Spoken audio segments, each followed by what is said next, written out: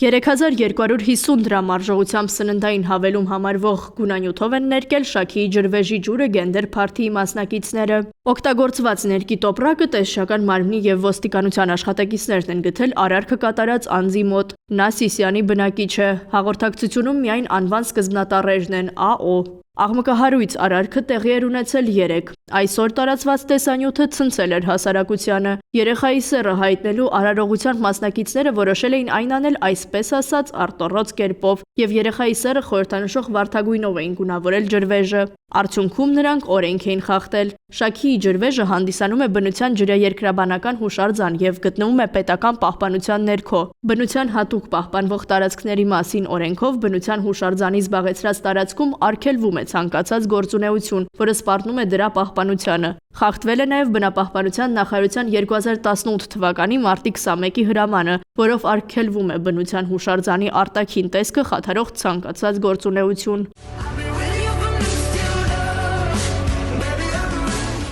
Տեսանյութի տարածումից ժամեր անց բնապահպանության եւ ընդերքի տեսչական մարմինը հայտնաբերեց ջրվեժը գունավորողին, հայտնելով, որ նա ենթարկվել է վարչական պատասխանատվության։ Կառույցից նաև նշեցին, որ հարուցված վարչական վարույթի շրջանակում լաբորատոր հետազոտության նպատակով կատարվել են ջրի նմուշառումներ։ Ջրի որակի փոփոխության դեպքում կհաշվարկվի ջրային ռեսուրսների պատճառած վնասը։ Բնապահպան Սիլվա Ադամյանն ասում է, անկախ նրանից վնաս հասցվել է ջրին թե ոչ, արարքն անթույլատրելի է։ Պետք է վերահսկողություն լինի, որ բնության հուշարձանի տարածքում նման միջոցառումներ չանցկացվեն։ Նա հիշեցնում է նախկին նման դեպքերը։ Մեր ուրեմն բնապահպանները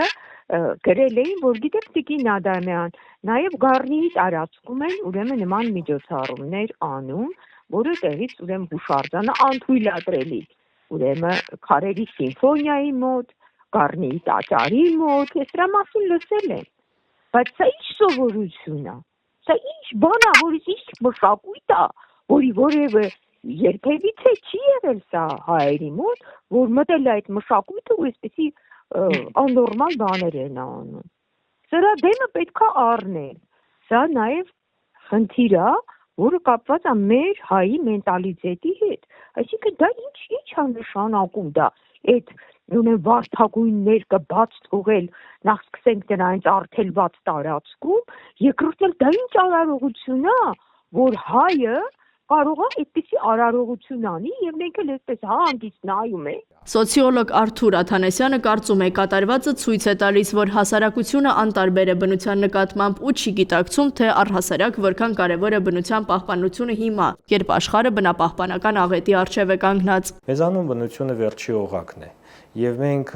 միմյանց պատժելով, կարծես վերջի ամենաթույլը մեզնից սկսում է մուրը հանել բնությունից։ Եվ այդ ամենաթույլ օղակը, որը մուրը հանում է բնությունից կամ ինքնահաստատվում է բնության հաշվին, նաև երևի թե տվյալ դեպքում այս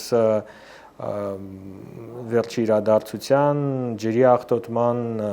ջրվեժի աղտոտման մասնակիցներն էին։ Հասարակության համար բնությունը ամենակարևոր օղակը չի մեր կյանքի եւ մեր իրականության եւ բնությունն աղտոտելու ավանդույթը գալիս է ինձ թվում է այն վատ տարիներից, երբ որ